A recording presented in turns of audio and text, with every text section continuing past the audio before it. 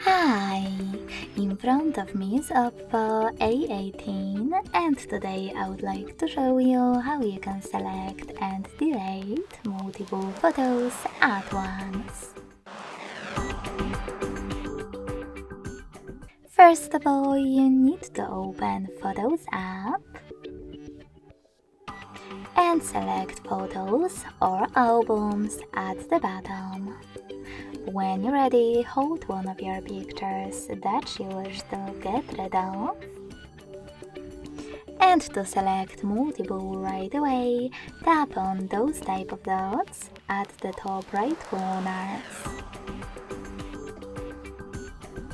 To exclude some of your pictures that you wish to keep, click on the chosen ones. And to delete the rest, click on the delete icon at the bottom right corner. And confirm your choice in the pop-up. Thanks so much for watching. If you enjoyed this video, don't forget to leave a like, comment and subscribe. Bye!